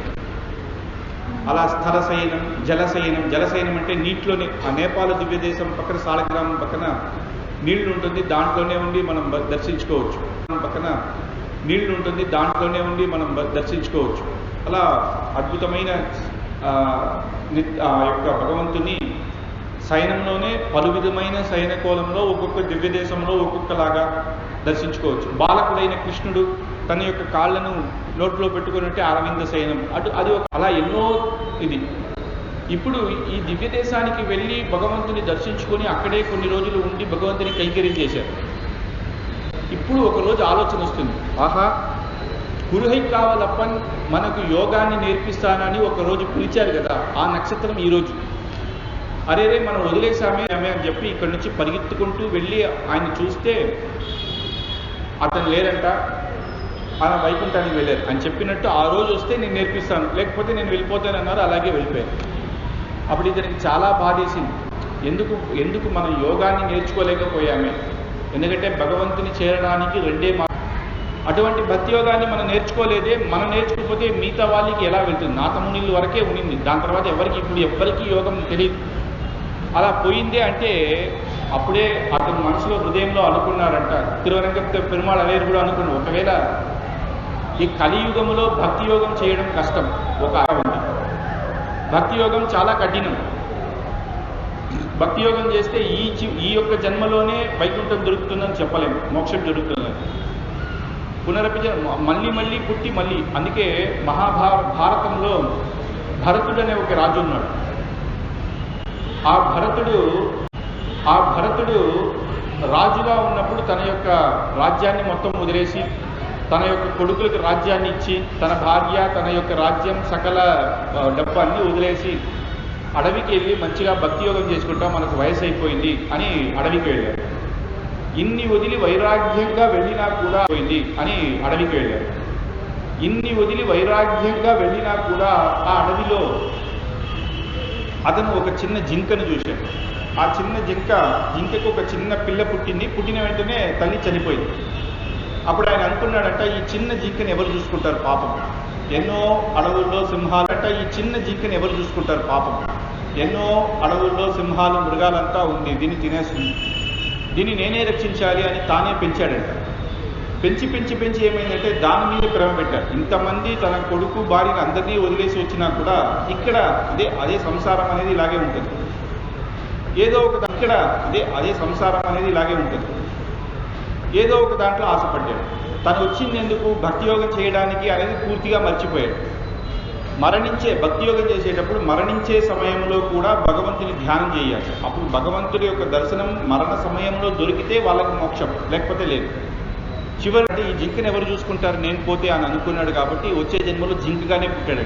అంటే మనం ఏమనుకుంటామో, ఏది మనకు ఆశో అలాగే మనం పుడతాం అనేదే ఒక గీతలో ఒక ఇది. కాబట్టి అటువంటి వైరాగ్యమున్న భరతుడికే ఇన్ని జన్మలు తీసుకున్నారు. దాని తర్వాత 3-4 జన్మలు అయిపోతుందంటే మనలాంటి వాళ్లకు ఎంతో కష్టం. అభ్యాసం చేయడం కష్టం, నేర్చుకోవడం కష్టం. నేర్చుకుని చేసి అది ప్రాక్టీస్లో రావాలి. ప్రాక్టీస్లో వచ్చినా కూడా జన్మ చివరిలో ప్రాణం పోయే సమయంలో భగవంతుని యొక్క దర్శనం దొరకాలి. ఇంకా పెళ్ళవలేదు ఏదో ఆలోచనలోనే ఉంటాం, కానీ భగవంతుని యొక్క ధ్యానం అనేది అది కష్టం. అందులో ప్రాణం పోయే సమయంలో శరీరంలో ఎంతో నొప్పులు ఉంటాయి, ఎవరికి ఆశ ఉండదు, అది కష్టం. కాబట్టి అలా రావాలంటే అంత అభ్యాసం యోగాసనం చెయ్యాలి. అందుకే కలియుగంలో అది కష్టం కాబట్టి యోగాసనం చెయ్యాలి. అందుకే కలియుగంలో అది కష్టం కాబట్టి దాన్ని చేసి దాన్ని కష్టపడకూడదు, ప్రజలందరూ శరణాగతి చెయ్యాలి అని ఒకవేళ భగవంతుడు అందుకే తిరువరంగత్తరయ్యర్ మూలంగా ఆళవందారిని ఈ యోగాభ్యాసాన్ని నేర్చుకోకుండా తిరువనంతపురానికి పంపించాడేమో అని అనుకున్నారు. ఈ యోగాభ్యాసాన్ని నేర్చుకోకుండా తిరువనంతపురానికి పంపించాడేమో అని అనుకున్నారంట. అటువంటి అద్భుతమైన ఈ తిరువరంగత్తరయ్యర్ యొక్క ఆశ్చర్యమైన చరిత్ర. ఇంకా ముఖ్యమైన విషయం ఏంది అంటే, రామానుజస్వామి అందరికీ తెలుసు. రామానుజస్వామి అందరికీ తెలుసు. ముఖ్యమైన మన యొక్క సంప్రదాయంలో ఆదిశంకరాచార్యులు, మధ్వాచార్యులు, రామానుజాచార్యులు వీళ్ళు అద్వైతం, ద్వైతం, విశిష్టాద్వైతం అనే ఈ యొక్క 3 వేదాంత తత్వాలను స్థాపించారు. ద్వైతం అనే ఈ యొక్క 3 వేదాంత తత్వాలను స్థాపించారు. అందులో విశిష్టాద్వైత తత్వాన్ని స్వామి రామానుజాచార్యులు స్థాపించారు. అతనికి 5 గురువు. ఆ 5 గురువులో తిరువరంగ తరయర్ ఒక ఆచార్య. ఆ శ్రీపెరుంబూదూర్ రామానుజాచార్యులు అవతరించారు. దాని తర్వాత కాంచీ క్షేత్రంలో వరదరాజ స్వామి దగ్గర కైంకర్యం చేస్తూ తీర్థ కైంకర్యం చేస్తూ ఉన్నారు. అతను ఈ శ్రీరంగానికి వచ్చి ఆళవందార్ స్వామిలాగా తను కూడా సన్యాసాశ్రమాన్ని స్వీకరించి ఈ విషయాన్ని మనకు స్థాపించారు. ఆ స్థాపనానికి ముఖ్య కారణం ఎవరంటే తిరువరంగత్ పెరుమాళ్ అరయ్యర్. ఇతనే స్వామి కాంచీపురం నుంచి రామానుజాచార్య స్వామిని శ్రీరంగానికి తీసుకొచ్చింది ఈయనే. ఎంతో కష్టపడి తీసుకొచ్చారు. దాని చరిత్ర చెప్పాలంటే స్వామి ఆళవందారికి వయసు అయిపోయింది. అతనికి ఒక ఆశ, ఈ విశిష్టాద్వైత పరంగా భాష్యాన్ని రాయాలి, బ్రహ్మసూత్రానికి భాష్యాన్ని రాయాలని చాలా ఆశ. ఇప్పుడు అద్వైత మతం ద్వైత మతం వీరంతా ఏంటంటే వాళ్ళు అనుకున్నట్టు బ్రహ్మసూత్రానికి భాష్యాలు రాశారు. స్వామి ఆళవందారు ఏమనుకుంటున్నారంటే బ్రహ్మసూత్రం అనేది వేదవ్యాసులు రచించింది. ఆ సూత్రానికి అర్థం రాసేటప్పుడు కొంతమంది మార్చి రాసేస్తున్నారు. అతని యొక్క హృదయంలో ఏముందో అలాగే దానికి వ్యాఖ్యానం రాయాలి. అతని యొక్క హృదయంలో ఏముందని ఎలా తెలుసు అంటే అతను తన యొక్క శిష్యులకి చెప్పారు. ఆ శిష్యులు చేసిన నోట్స్ గ్రంథం, ఆ యొక్క గ్రంథాన్ని బాదరాయణ సూత్రం అని ఉంది. ఆ బాదరాయణ సూత్రం అది ఎక్కడుందంటే కాశీలో ఉంది. కాశీ కాదు, కాశ్మీర దేశంలో సరస్వతీ పీఠం దేశం. అక్కడ సరస్వతీ పీఠం అని ఉంది. అక్కడే ఎంతో మంది మహాజ్ఞానులంతా అక్కడ ఉన్నారు. ఆ యొక్క పీఠంలోనే ఈ బ్రహ్మసూత్రాన్ని యొక్క వ్యాసమైన బాదరాయణ సూత్రం అక్కడే ఉంది. దాన్ని చూడాలంటే ఇక్కడి నుంచి అక్కడికి వెళ్ళాలి. అందరికీ ఇచ్చేది. అటువంటి గ్రంథాన్ని ఇవ్వాలంటే వెళ్ళి జ్ఞానం ఉందని ఎలా అంటే వాదం చేయాలి. వాదం చేసి వీడికి మంచి జ్ఞానం ఉంది అంటేనే ఇస్తారు, లేకపోతే ఇవ్వరు. అప్పుడు ఆళవందార్ స్వామికి అప్పుడే వయసు అయిపోయింది. ఇప్పుడు ఎక్కడి నుంచి ఎక్కడికి కాశ్మీర్ దేశానికి వెళ్ళాలి. ఇప్పుడు ఉన్నట్టు మనకు బండిలంతా ఆ కాలంలో వసతి అంతా లేదు కదా. ఎలా వ్యాఖ్యానం చేయాలని అనుకున్నారు. అప్పుడు ఇది ఎవరు చేయగలుగుతారు, మన వల్ల కాలేదంటే ఎవరు చేయగలుగుతారు అంటే అప్పుడే రామానుజ స్వామి చిన్న పిల్లడిగా యాదవ ప్రకాశుల దగ్గర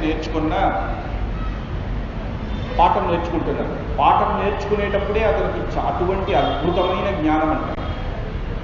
ప్రకాశం చెప్పేటప్పుడే దాంట్లో ఏదైనా తప్పుంటే ఇది ఇలా కాదే అని అంటారంట.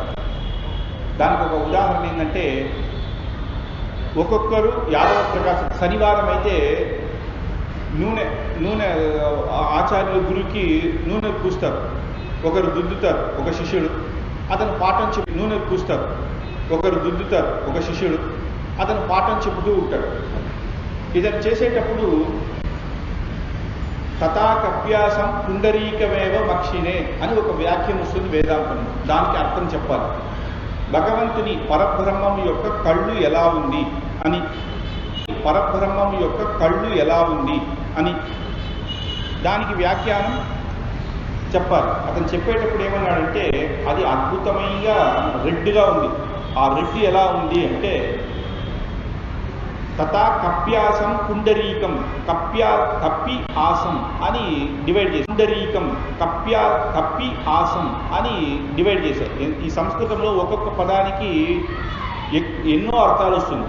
కానీ ఏ అర్థం చెప్పాలి, ఏది ఏ సమయంలో చెప్పాలి, ఎప్పుడు చెప్పాలి అనేది అది తెలియాలంటే మంచి తర్కవాదం, వ్యాకరణం ఇవి నేర్చుకోవాలి, లేకపోతే కష్టం. తర్కవాదం, వ్యాకరణం ఇవి నేర్చుకోవాలి, లేకపోతే కష్టం. కప్యాసం అని అన్నప్పుడు ఏంటంటే కపి అంటే కోతి, ప్యాసం అంటే దాని యొక్క పృష్ఠభాగం. కొన్ని కోతులకి పృష్ఠభాగం బాగా రెడ్డుగా ఉంటుంది, అలా ఉంది అన్నాడు. అప్పుడు రామానుజ స్వామి కంట్లో నీళ్ళు వచ్చేసింది. ఎవరన్నా భగవంతుని దీనికి అర్థం ఇలా చెప్పకూడదు. చిన్న పిల్లవాడు అప్పుడు రామానుజ స్వామి. దీనికి అర్థం ఇలా చెప్పకూడదే, భగవంతుని కళ్ళు ఎలాగైనా కోతికి ఇది ఉంటుంది అని చెప్పొచ్చా అంటే అయితే నువ్వు చెప్పు దీనికి ఏం అర్థం అంటే అప్పుడు ఆయన అంటున్నాడంట కపి ఆసం అని డివైడ్ చేయకూడదు. కప్యాసం పుండరీకం అంటే రెడ్డుగా ఉంటుందో అలాగ ఉంటుంది అని దానికి అర్థం చెప్పాలని చెప్పారంట. అతని కోపం వచ్చేసింది. ఈ విషయాన్ని తన యొక్క సొంత మామ తిరుమల నంబి ఎవరంటే స్వామి ఆళవందారి యొక్క మనవుడు, ఇది తెలుసుకుని ఆయన దగ్గర చెప్పారు. అప్పుడు ఆళవందారు చెప్తున్నాడు, ఇటువంటి చిన్న వయస్సులోనే ఇంత జ్ఞానం, ఆళవందారు చెప్తున్నాడు, ఇటువంటి చిన్న వయస్సులోనే ఇంత జ్ఞానం ఉంటే ఇతన్ని మనం ఎలాగన్నా శ్రీరంగానికి తీసుకొచ్చి ఇతనికి మంచి పాఠాలు నేర్పించి ఇతని ద్వారా ఆ కాశ్మీర దేశంలో ఉండి వ్యాసుని యొక్క బాదరాయణ సూక్తాన్ని తీసి ఇతని ద్వారా ఈ భాష్యాన్ని ప్రమాణం చేయాలి, ఇతని ద్వారా ఈ భాష్యాన్ని ప్రమాణం చేయాలి అని అనుకుని వరదరాజస్వామి దేవాలయం కాంచీపుర దివ్యదేశంలోనే ఉన్నారు కదా భాష్యకారులు, అక్కడ ఉన్నారంటే అక్కడికి వచ్చారంట. అప్పుడు చూసినప్పుడు ఈ భాష్యకారులు యాదవ ప్రకాశుల దగ్గర చదువుకుంటున్నారు. ఒక గురువు దగ్గర చదువుకున్నప్పుడు నా దగ్గర వచ్చి నేర్చుకో అని ఒక గురువు దగ్గర చదువుకున్నప్పుడు నా దగ్గర వచ్చి నేర్చుకో అని చెప్పడం న్యాయం కాదు. కాబట్టి అక్కడ ఉండే వరదరాజస్వామి దగ్గర ప్రార్థన చేసి శరణాగతి చేశారంట. ఈ యొక్క బిడ్డ రామానుజ స్వామిని ఎలాగన్నా మన సంప్రదాయానికి మీరే తీసుకొచ్చి అనుగ్రహించి ఇతని ద్వారా ఈ భాష్యాన్ని స్థాపించాలి అని. ఇతనికి చాలా వయసు అయిపోయింది. చాలా వయసు అయిన తర్వాత ఒక రోజు తెలిసింది, యాదవ ప్రకాశుడి దగ్గర 2-3 సార్లు ఇలాగే తను చెప్పిన అర్థాలు తప్పు అని రామానుజస్వామి చెప్పినందువల్ల ఆయన వెళ్ళిపో అని చెప్పేశాడంట. వాళ్ళకు శ్రీరంగంలో తెలిసింది, ఇప్పుడు ఆయన చదవట్లేదు, వరదరాజస్వామి దేవాలయంలో తీర్థ కైంకర్యం భగవంతునికి తిరువారాధనాలు చేసేటప్పుడు పూజ చేసేటప్పుడు తీర్థం చేశారు కదా, ఆ తీర్థాన్ని తీసుకొచ్చే కైంకర్యాన్ని చేస్తున్నారు అని చెప్పినాక తన యొక్క కాంచీపుర దివ్యదేశానికి వెళ్ళి రామానుజస్వామిని శ్రీరంగానికి తీసుకురా అని చెప్తున్నారు. అప్పుడు అతను వెళ్ళి తీసుకొస్తున్నాడు. రామానుజస్వామి దగ్గరికి వెళ్ళి ఇలాగ శ్రీరంగంలో ఆళవందార స్వామి మిమ్మల్ని పిలుస్తున్నారు అని అంటే చాలా సంతోషం. ఆళవందారు గురించి అతనికి తెలుసు, ఆహా మనకు ఒక మంచి గురువు దొరికాడని పరిగెత్తుకుంటూ నడుచుకుంటూ వెళ్తున్నారు తిరిచి. ఎంత ఆ వెళ్ళే దారిలో మొత్తం ఆచార్యులు ఎలా ఉంటారు, ఆళవందార స్వామి ఎలా నేర్పిస్తారు, ఎలా పాఠాలు చెప్తారు అని ఇద్దరు మాట్లాడుకుంటూ వెళ్తున్నారు. శ్రీరంగ దివ్యదేశానికి వెళ్ళినప్పుడు కావేరి నదిలో ప్రతి ఒక్క శ్రీ వైష్ణవులు స్నానం చేస్తున్నారు. పెద్ద గుంపు. సరే అని రామానుజస్వామి అక్కడ పెరియ నమ్మిని అడుగుతున్నారు, ఏంది ఇంత గుంపు అంటే, ఏమో తెలియదే, ఉత్సవం ఏమో అనుకున్నా కానీ ఈరోజు ఉత్సవం కూడా లేదే, ఎందుకు ఇంతమంది ఉన్నారు అని పక్కనకి వెళ్ళి అడుగుతున్నారంట. అడిగితే అందరూ కంట్లో నీళ్లతో చెప్తున్నారు, ఆళవందార స్వామి పరమపదానికి వెళ్ళిపోయారు, మరణించారు. చాలా కష్టమైపోయింది. ఇన్ని రోజుల తర్వాత ఒక మంచి గురువు దొరికి పరిగెత్తుకుంటూ వచ్చి అతని దగ్గర ఎన్నో పాఠాలు నేర్చుకోవాలని వస్తే అతను లేదే అని చాలా కష్టపడ్డారు. అప్పుడు అని ఆళవందారి దగ్గరికి వచ్చి దర్శనం చేయాలని వచ్చినప్పుడు ఆయన యొక్క 3 వేళ్ళు ఇలా మడుచుకొని ఉండిందంట. అప్పుడు రామానుజ స్వామి అడుగుతున్నారు, ఈ 3 వేలు ఎందుకు మడుచుకొని ఉంది అంటే, శిష్యులు అందరూ చెప్తున్నారు అతనికి ఎప్పుడూ ఒక 3 ఆశలు ఉండేది అని. ఏ ఆశలు అంటే, బ్రహ్మసూత్ర అతనికి ఒక ఆశ ఉంది. సరే, రెండోది ఏంటంటే పరాశురు మనకు అనుగ్రహించాడు విష్ణు పురాణాన్ని. అటువంటి విష్ణు పురాణం మనకు అనుగ్రహించి మన యొక్క శ్రీమన్నారాయణుని యొక్క పరతత్వాన్ని నిరూపించినాను వల్ల మన యొక్క వంశములో అతనికి ఎప్పుడో ఒక ఆశ ఉండేది, కానీ అది నెరవేరలేదు. సరే, ఇంకోటి ఏంటి అంటే తిరువాయుమొഴി అని నమ్మాళ్ళవారు అనుగ్రహించిన తిరువాయుమొഴിకి అర్థం రాయాలి, వ్యాఖ్యానం అని. సరే అని చెప్పి అప్పుడు రామానుజ స్వామి చెప్పారంట, ఈ 3ది నేను చేస్తాను. బ్రహ్మసూత్రానికి వ్యాసాన్ని తిరునామాన్ని పేరు పెడతాను, తిరువాయుమొഴിకి వ్యాఖ్యానాన్ని కూడా తనో లేకపోతే తన యొక్క శిష్యుల ద్వారానో ఎవరి దగ్గరో నేను చేయిస్తాను అని చెప్పేసరికి ఆ చరమ తిరుమేనిలోనే ఆ 3 వేలు ఇలా తెరుచుకునిందంట. అప్పుడే అర్థమయ్యింది స్వామి ఆళవందార్ అంటే మరణించలేదు. అర్థమయ్యింది స్వామి ఆళవందార్ అంటే మరణించలేదు, అప్పుడు కోమాలాగా ఉంది అని అనుకోవాలి మనం. ఆ కాలంలో అంత హాస్పిటల్ వసతులు లేవు కదా. ఈయన చెప్పిన వెంటనే ఆ 3 వేలు తెరిచిన వెంటనే ఆహా అని అనుకున్నారు. తనకు సంతోషం, ఈ 3 ఎలాగన్నా మన ఆచార్యులకు చెయ్యాలి అని. దాని తర్వాత ఈ 3 ఎలాగన్నా మన ఆచార్యులకు చెయ్యాలి అని. దాని తర్వాత తర్వాత కూడా ఆయన కాంచీపురంలో ఆ రోజు వెళ్ళిపోయాడు కాంచీపురానికి. అక్కడ వెళ్ళి వరదరాజస్వామికి తీర్థ కైంకర్యమే చేస్తూ ఉన్నాడు. స్వామి వీళ్ళు ఆళవందారికి ప్రథమ శిష్యులు చాలామంది తిరుమలై నంబి తిరువరంగలో ఆళవందారికి ప్రథమ శిష్యులు చాలామంది తిరుమలై నంబి తిరువరంగ తరయ్యర్ ఇప్పుడు మనం మాట్లాడుకుంటున్నామంటే ఆచార్యులు తిరుక్కోష్టియూరు నంబి పెరియ నంబి అని చాలా శిష్యులు ఉన్నారు. ఆ శిష్యులంతా చూస్తున్నారు ఆళవందారి తర్వాత స్వామి రామానుజాచార్యులే కదా శ్రీరంగానికి రావాలి, కానీ ఇంకా రాలేదు. తర్వాత స్వామి రామానుజాచార్యులే కదా శ్రీరంగానికి రావాలి, కానీ ఇంకా రాలేదే అని. కానీ అప్పుడు తిరువరంగ తరయ్యర్ ఏం చెప్తున్నారంటే ఇంకా అతనికి ఇంకా పెద్ద అవ్వలేదు, చిన్న పిల్లోడిగానే ఉన్నాడు కదా, కొన్ని రోజులు అవ్వని, దాని తర్వాత మనం ఇక్కడికి పిలుచుకొస్తాము.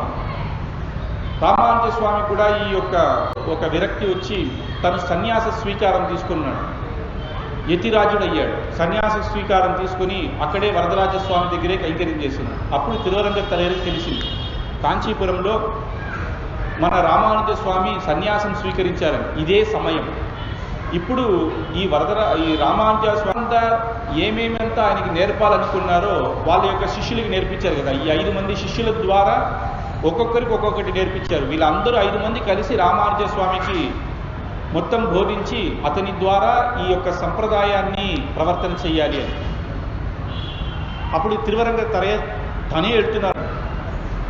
ఎప్పుడూ కూడా జనని జన్మభూమి స్వర్గం కంటే మిన్న అన్నట్టు ఒకరు పుట్టిన దేశం అక్కడ ఉండే అటువంటి భగవంతుడు వరదరాజస్వామిని దర్శించుకుని వేరే దివ్య దేశానికి వెళ్ళాలి అంటే రారు, వాళ్ళకి కష్టం ఉంటుంది. ఇదే దివ్య దేశం చిన్నప్పటి నుంచి వేరే ఏ దివ్య దేశంలో వెళ్ళి చూపించినా కూడా నాకు వద్దయ్యా, మనకు వెంకటేశ్వర స్వామియే గొప్ప అని అంటారు.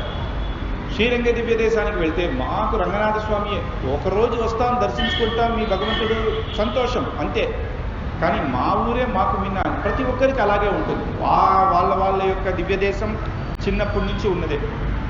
కాబట్టి ఇతను ఎలా తీసుకురావాలి శ్రీరంగానికి? శ్రీరంగం అనేది దివ్య దేశంలో క్యాపిటల్ సిటీ లాగా శ్రీ వైష్ణవ సంప్రదాయానికి మొట్టమొదటి దివ్య దేశం. ఇక్కడికి వచ్చే ప్రతి ఒక్కరూ సంప్రదాయాన్ని ప్రవర్తన చెయ్యాలి అని తిరువరంగ తరయ్యర్ కాంచీపుర దివ్య దేశానికి వెళ్ళారు. వరదరాజస్వామి కాంచీపుర దివ్య దేశానికి వెళ్ళారు. వరదరాజస్వామి తను ఈ పక్కన రామానుజ స్వామి కైంకర్యం చేస్తూ ఉంటే అతను అక్కడ వేచి ఉన్నాడు. అప్పుడు తిరువరంగ తరయ్యర్ వచ్చాడు. ఈ యొక్క అరయ్యర్ సేవ అనేది శ్రీరంగంలోనే జరుగుతుంది, వేరే దివ్య దేశంలో ఇప్పుడు కొన్ని దివ్య దేశాల్లో ఉంది, కానీ కాంచీపురం వేరే దివ్య దేశంలో ఇప్పుడు కొన్ని దివ్య దేశాల్లో ఉంది, కానీ కాంచీపురంలో జరగదు. కాబట్టి ఈ వరదరాజస్వామి ఇంతవరకు ఈ అరయ్యర్ సేవను చూసిందే లేదు. ఇటువంటి పాసురాలను పాటగా పాడాలి అంటేనే అద్భుతంగా ఉంటుంది, అందులో అభినయం కూడా చేస్తారంటే ఇంకా అద్భుతంగా ఉంటుంది. ఈయన చూడనే లేదు. మొదలో అభినయం కూడా చేస్తారంటే ఇంకా అద్భుతంగా ఉంటుంది, ఈయన చూడనే లేదు. మొట్టమొదటిగా తిరువరంగ తరయ్యర్ వచ్చి అభినయం చేస్తున్నారు వరదరాజస్వామి యొక్క పాసురాలని చెప్పి. అలా అభినయం చేసినప్పుడు వరదరాజస్వామికి చాలా సంతోషం అయిపోయింది. నీకు ఏం వరం కావాలో అడుగు, తిరువరంగ పెరుమాళ్ అరయ్యర్ నీకు ఏం వరం కావాలో అడుగు, నన్ను అడగొద్దు, మహాలక్ష్మి ఇక్కడి నుంచి పెరిందేవి తయారని అడగదు, నీకు ఏం కావాలన్నా నేను ఇస్తా అని చెప్పేశాడు. ఇదే అని చెప్పి అరయ్యర్ అడిగారంట, రామానుజ స్వామిని మీరు వదిలి నాకు శ్రీరంగానికి మేము తీసుకువెళ్తామన్నారు. ఒక క్షణం అతనుకు ఆహారం అడిగినా ఇస్తాడు అని పేరే వరదుడు అని పెట్టుకొని, వరం ఇచ్చేవాడు అని పెట్టుకొని, ఇప్పుడు నేను కూడదని చెప్తే ఎలా? అతనికి అయిపోయింది. రామానుజుడు తప్ప వేరే ఏమన్నాడు, అతను నేను ఇవ్వలేను, అటువంటి కైంకర్యం చేసేవాడు నాకు ఇక్కడ. లేదు, మీరు ఒక మాట ఇచ్చినాక మీరు చేయాల్సిందే. మీరు ఇతన్ని శ్రీరంగానికి పునరుద్ధారం చేసినప్పుడు దశరథ మహారాజుకి 2 కొడుకులు, నలుగురు, రామలక్ష్మణ భరత శత్రుఘ్నులు అందరికీ తెలిసిందే. అప్పుడు విశ్వామిత్రులు అతని యొక్క సభకు వస్తున్నారు. సభకు వచ్చి విశ్వామిత్రులు వచ్చిన వెంటనే దశరథుడు ఏం చెప్తున్నాడంటే, ఆహా ఎలా ఉందంటే ఒక మృతుడు చనిపోయేవాడికి అమృతం దొరికితే ఎలా ఉంటుందో మీరు యొక్క వచ్చింది అద్భుతంగా ఉంది. వర్షమే పడని ఒక దేశంలో మంచి వర్షం కురిస్తే ఎంత ఆనందం ఉందో మీరు వచ్చింది నాకు అంత ఆనందంగా ఉంది. మీకేం కావాలో అడగండి, మీరు వచ్చింది నాకు అంత ఆనందంగా ఉంది, మీకేం కావాలో అడగండి అని చెప్పేశారు. నీకేం కావాలో. దశరథ మహారాజు కూడా సత్యాన్ని వదులుకోడు. అందుకే కదా 14 సంవత్సరాలు రాముణ్ణి పంపించాలి అని కైకేయి అడిగిన సత్యాన్ని అతను ఏమి చేసుకోలేకపోయాడు. తనకు ప్రాణం రాముడు అయినా కూడా తన సత్యాన్ని వదిలలేదు. తనకు ప్రాణం రాముడు అయినా కూడా తన సత్యాన్ని వదిలలేదు. కాబట్టి ఏం కావాలో అడుగు అని చెప్పేసరికి విశ్వామిత్రులు ఏమడిగారంటే, రామలక్ష్మణుల్ని నాతో పంపి, నేను ఒక యాగం చేస్తున్నా, అక్కడ చాలా రాక్షసులు వచ్చి హింసిస్తున్నారు, ఆ రాక్షసులతో యుద్ధం చేయాలి అని. అప్పుడు అతనికి భయం వచ్చేసింది. ఆ రాక్షసులతో యుద్ధం చేయాలి అని అప్పుడు అతనికి భయం వచ్చేసింది. ఎలా పంపిస్తాను? రామలక్ష్మణులో చిన్న పిల్లలు, 12 సంవత్సరాలు. 12 సంవత్సరాల బాలకులని వేరే దేశ రాజులతో యుద్ధం అన్నా కూడా పర్వాలేదు, రాక్షసులతో యుద్ధం అంటే ఎలా పంపిస్తారు అని అన్నాడు. అప్పుడు విశ్వ కదా, నీకేం కావాలన్నా అడుగన్నావు కాబట్టి నువ్వు ఇవ్వాల్సిందే అని అంటున్నావు.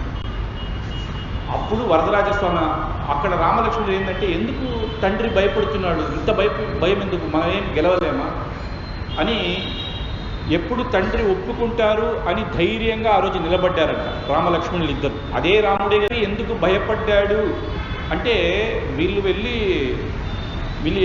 ఎలా యుద్ధం చేస్తారో అనే భయం కాదు, వీళ్ళని వదిలి నేను ఎలా ఉంటాను. కొడుకులు ఇద్దరు ఎన్నో రోజులు కష్టపడి పిల్లలే లేకుండా మంచి యాగం చేసి తపస్సు చేసి ఎన్నో గుడులు వెళ్ళి పుట్టిన బిడ్డలు ఎలా వదులుకుంటారు. ఒక రోజు కూడా ఆ రామలక్ష్మణులు లేకుండా దశరథుడు ఉండలేదు. ఆ రోజు తండ్రి ఎందుకు కష్టపడ్డారు అని ధైర్యంగా ఉన్నా. ఈ రోజే మా యొక్క తండ్రి దశరథుడి చక్రవర్తి ఎందుకు కష్టపడ్డారో ఈరోజు అర్థమవుతుంది. ఎందుకంటే రామానుజ స్వామిని అడిగినప్పుడు అతనికి ఇతను బిడ్డలాగే కదా, ఈ రామానుజ స్వామిని అడిగినప్పుడు అతనికి ఇతను బిడ్డలాగే కదా, ఇతన్ని ఎలా నేను పంపిస్తాను అని ఆ యొక్క బాధ ఈరోజు నాకు అర్థమైంది. మన తండ్రి పడిన బాధ ఏంటని ఈరోజు పడింది అని. అప్పుడు అరయ్య చెప్తున్నారు, మీరు పంపించాల్సిందే, మీరు పంపించేది ఎందుకు. ఆ రోజు విశ్వామిత్రులు కూడా చెప్పింది ఏంటంటే, రామలక్ష్మణుని నువ్వు పంపించాలి, ఎందుకంటే లోకాన్ని రక్షణాని కోసం మీరు పంపించాలి. యాగరక్షణం అంటే లోకరక్షణమే. యాగం మంచిగా జరిగిన ప్రదేశంలో మంచి వర్షం కురుస్తుంది, మంచి ధర్మాలు జరుగుతుంది. ఎక్కడ మంచి వర్షం ఉందో అక్కడ అద్భుతమైన పంటలు పండుతుంది.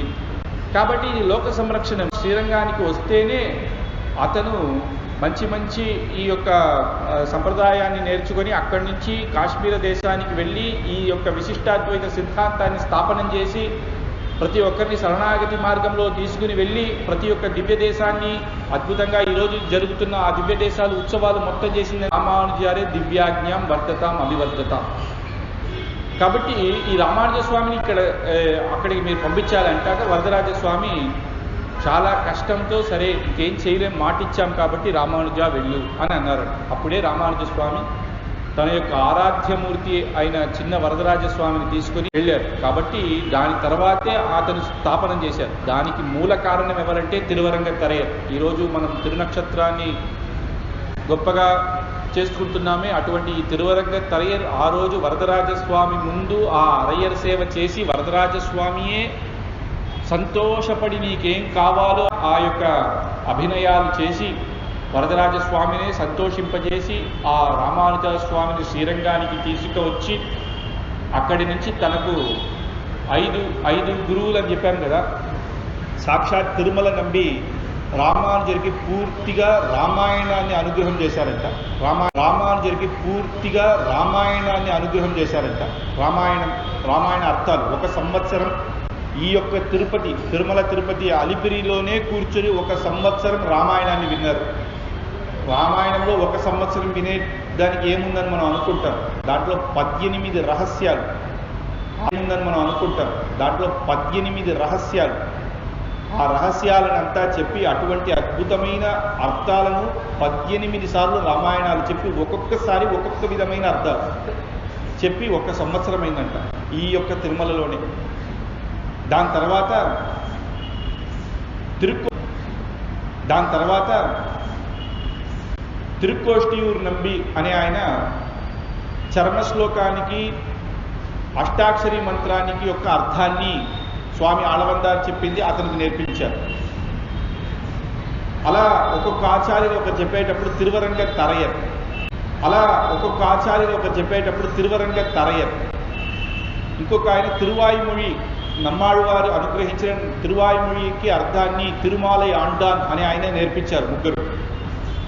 నాలుగోది పెరియ నంబి ద్వయమంత్రార్థాన్ని అతనికి పంచ సంస్కారం చేసి ద్వయమంత్రార్థాన్ని నేర్పించారు. మొత్తం 4000 దివ్య ప్రబంధం, 4000 పాసురాలు కదా. తిరువాయుమొழிకి ఒకటే ఒక ఆయన చెప్పారు, మిగతా పాసురాలని తిరువరంగత్తరయ్యరే రామానుజ స్వామిని నేర్పించారు. ఇవన్నీ నేర్చుకొని దాని తర్వాతనే భాష్యం యస్య లక్ష్మణమునే కౌతూహలాత్ భారతీ సూత్రాణం ఇదముత్తమం, కాశ్మీర దేశంలో వాదం చేసి ఆ గ్రంథాన్ని పొంది ఆ గ్రంథాన్ని చూసి మొత్తం నేర్చుకొని దాని ద్వారా ఆ భాష్యాన్ని బ్రహ్మసూత్రానికి భాష్యం రాశారు. బ్రహ్మసూత్రానికి భాష్యం రాస్తే చాలదు, అది మళ్ళా సరస్వతీ పీఠానికి వెళ్ళి సరస్వతీదేవి అక్కడ అర్చామూర్తిగా ఉంటారు. ఆ సరస్వతిని వెళ్ళి చూస్తే సరస్వతీదేవి ఇష్టపడిందా లేదా అని తెలుస్తుంది. ఎలా తెలుస్తుందంటే అది కింద పడిపోయిందంటే సరస్వతీదేవికి ఇష్టం లేదు, రాసింది సరికాదు అని అర్థం. అదే తన యొక్క పాదాల దగ్గర ఉంటే అర్థం బాగుంది అని అర్థం. అదే కొంతమంది యొక్క భాష్యాన్ని తన రామానుజ స్వామి ఆ రోజు రాత్రి ఆ గ్రంథాన్ని విశిష్టాద్వైత పరంగా భాష్యాన్ని మొత్తం రాసి ఆ గ్రంథాన్ని సరస్వతీదేవి యొక్క తిరుపాదాల్లో పెట్టి వెళ్ళి పొద్దున వచ్చి చూసి తలుపు తెరిస్తే ఆ భాష్యం ఎక్కడుందంటే సరస్వతీదేవి యొక్క శిరస్సు మీద ఉందంట. భాష్యం యస్య లక్ష్మణమునే కౌతూహలాత్ భారతి. భారతి అంటే సరస్వతికి ఇంకో నామం. కౌతూహల సంతోషపడిందంట. ఇదే సూత్రానాం ఇదముత్తమం. రాసిన దాంట్లో ఎంతోమంది వ్యాఖ్యానాలు రాసినా కూడా ఈ యొక్క వ్యాఖ్యానమే ఉత్తమమైన వ్యాఖ్యానం అని, సూత్రానాం ఇదముత్తమం వివరణం అని సంతోషపడి ఆ రామానుజ స్వామి ఉత్తమం వివరణం అని సంతోషపడి ఆ రామానుజ స్వామికి ఏదన్నా ఇవ్వాలి అంటే మంచి జ్ఞాన పండితులైన ఇతనికి ఏమి ఇవ్వాలి అంటే లక్ష్మీ హయగ్రీవ స్వామి తను ఆరాధ్య దైవం. మొట్టమొదటిగా బ్రహ్మను సృష్టించింది భగవంతుడు.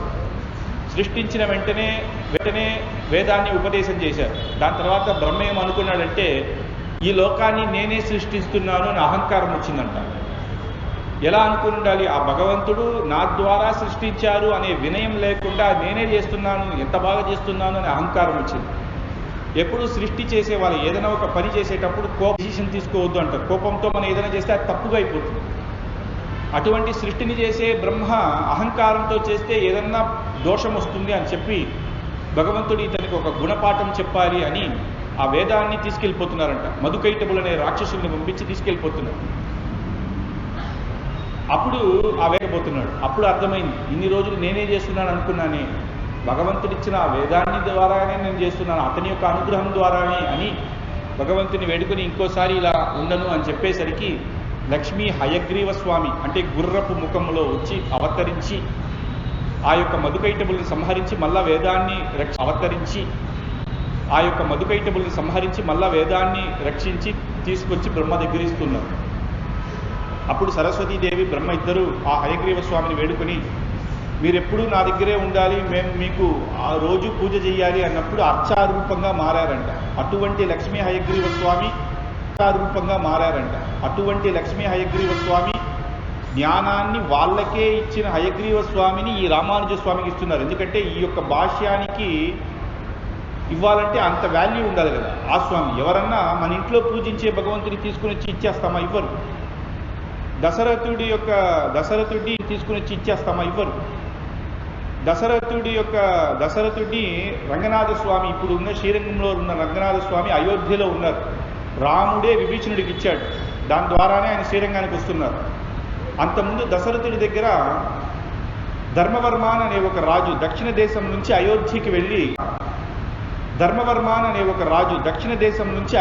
వెళ్ళి ఆ రంగనాథ స్వామిని చూసి ఈ రంగనాథ స్వామి నాకు ఇచ్చే అన్నాడండి. దశరథుడు చెప్పాడంటే నేను ఇవ్వలేను, నా రాజ్యంలో నీకేం కావాలంటే ఏనుగులో ఈ యొక్క ధనమో లేకపోతే నా ప్రాణమో అడుగు ఇచ్చేస్తాను, ఇవన్నిటికీ నేను రాజు. శ్రీరంగ దివ్య దేశానికి అక్కడ వెళ్ళి తపస్సు చేశాడు, ఆ భగవంతుడు నా దగ్గరికి రావాలి అని. ఆ తపస్సు వల్లే శ్రీరాముడు ఏం చేశాడంటే రావణ యుద్ధం తర్వాత అక్కడ పట్టాభిషేకంలో విభీషణుడు సుగ్రీవుడు అందరికీ ఒక్కొక్కటి బహుమానం ఇవ్వాలి. ఎందుకంటే వాళ్ళంతా కష్టపడ్డారు. శత్రు పక్కన తన సొంత అన్న అయినా కూడా రావణుడు ధనాన్నిచ్చారు. నేను లంకలో ఉండే నా యొక్క మిత్రులు మా అందరిని వదిలేశాను. మా యొక్క బంధువులు, మా యొక్క ధర్మపత్ని, నా యొక్క డబ్బు, రాజు యొక్క తమ్ముడు అంటే అతనికి ఎన్ని ఉంటుంది, కోట్లు ఉంటాయి కదా, అవన్నీ వదిలేశాను రామా, నీ దగ్గరికి వచ్చేసాను. ఎందుకంటే ధర్మం, అతను రావణుడి దగ్గర ఉండేది అధర్మం. సీతను అపహరించుకొచ్చినది మహాపాపం. ఇంకొకరి యొక్క భార్యని తీసుకొచ్చి రావడం మహాపాపం. కాబట్టి నేను ఇంకా ఎన్నో చెప్పి చూశాను, వినలేదు. ఇంకా నా వల్ల కాదని నేను వచ్చేసాను. అప్పుడు కూడా తనకు రాజ్యం భగవంతుడు గెలిచి ఇస్తాడు అనే దానికోసం కాదు, అన్నీ వదిలేశాడు అన్నాడు. కానీ మళ్ళా ఏదన్నా ఇతనికి చెయ్యాలి అని చెప్పి ఆ రంగనాథ స్వామి వదిలేశాడు అన్నాడు. కానీ మళ్ళా ఏదన్నా ఇతనికి చెయ్యాలి అని చెప్పి ఆ రంగనాథ స్వామిని ఇస్తున్నాడు. ఆ రంగనాథ స్వామిని తీసుకుని వచ్చే సమయంలోనే ధర్మవర్మాని ఇక్కడ తపస్సు చేశాడు కాబట్టి అక్కడ పెడుతున్నాడు. ఆయన సాయంత్రం పూజ చేయాలని. అక్కడ ధర్మవర్మాని వచ్చి ఈ భగవంతుడిని కళ్ళు తెరిచి చూస్తే అక్కడ ఉన్నాడు అని చెప్పి మీరు ఇక్కడే ఉండాలి. ఇప్పుడు రంగనాథ స్వామి దగ్గర చూస్తే అక్కడ ఉన్నాడు అని చెప్పి మీరు ఇక్కడే ఉండాలి. ఇప్పుడు రంగనాథ స్వామి దగ్గర ఇద్దరు వచ్చారు. విభీషణుడు వచ్చాడు, ధర్మవర్మాలు వచ్చారు. ఎక్కడ ఉంటారంటే రంగనాథ స్వామి చెప్తున్నాడంటే, విభీషణ నువ్వు రాక్షసుడు, నువ్వు అనుకుంటే రాత్రి ఇక్కడ వచ్చేస్తావు. పొద్దున లంకలో వెళ్ళి రాజ్యం చేయి, రాత్రి ఇక్కడ వచ్చేయి.